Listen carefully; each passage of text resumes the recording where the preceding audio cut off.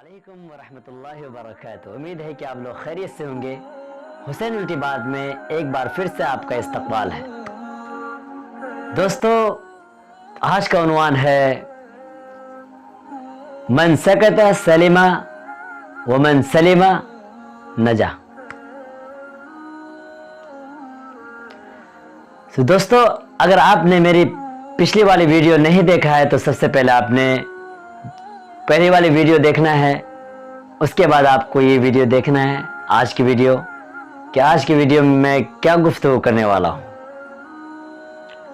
दोस्तों, उन्वान से आप लोगों को पता चला कि मैं आज इस पर डिस्कस करने वाला हूँ कि अगर आप कोई काम शुरू कर लेते हैं तो लोगों का रिएक्शन, लोग आपके ताल्लुक से क्या क्या बातें जहन में सोचते रहते हैं और लोगों के पास बोलते रहते हैं उस ताल्लुक से। दोस्तों, पिछली वाली वीडियो में मैंने जिक्र किया था कि क्या आप कुछ करना चाहते हैं तो फिर देर किस बात की, और आज की वीडियो में ये मुझे बोलना है कि आपने जो काम शुरू किया है उसके लिए सबसे पहली बात मैं आपको मुबारकबाद पेश करता हूँ। या कोई भी काम हो, अगर आपने स्टार्ट की है तो आप उस पर मुकम्मल तौर पे जम जाइए और उसको कंटिन्यू जारी रखिए।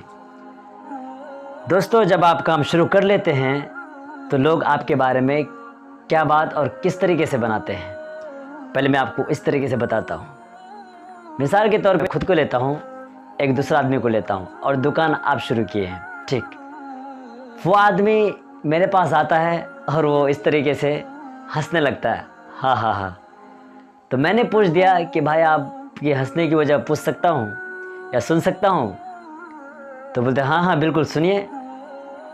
तो वो बताते हैं कि यार, फलां के बेटे ने फलां काम शुरू किया है, नहीं चलेगा। वो ऐसा बोलेंगे, फलां के बेटे ने फलां काम शुरू किया है, नहीं चलेगा।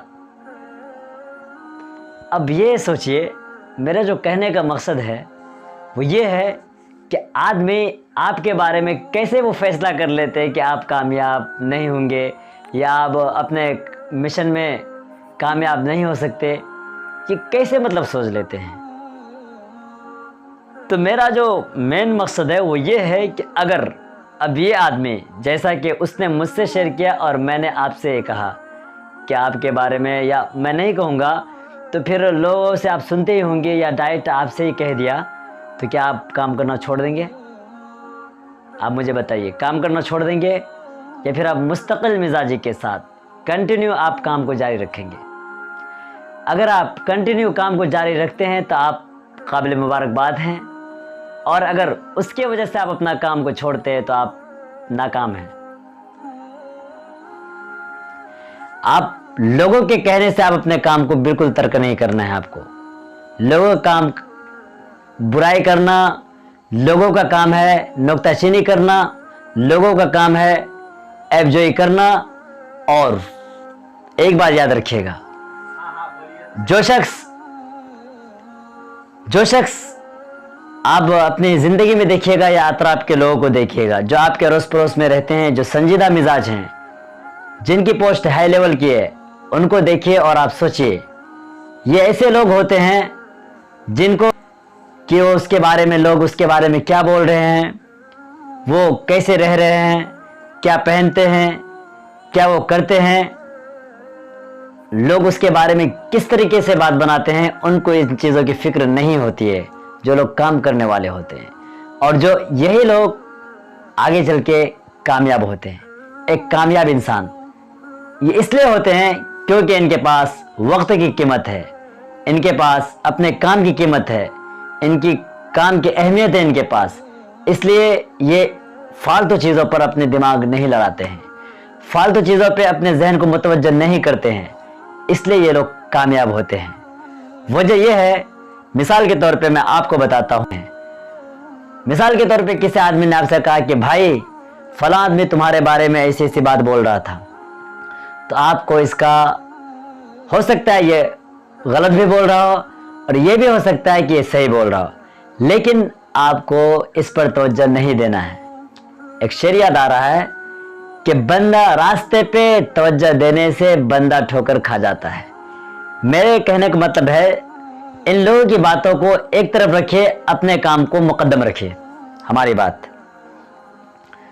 इन लोगों की बातों को पसे पुश डाल दीजिए, पीछे छोड़ दीजिए और आप अपने काम पर फोकस कीजिए, अपने काम को अहमियत दीजिए।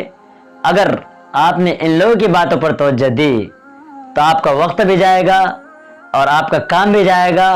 तो सबसे पहली बात, आपका वक्त, सबसे मेन चीज, अल वक्त अथमनु मिन अज़्ज़हब, जो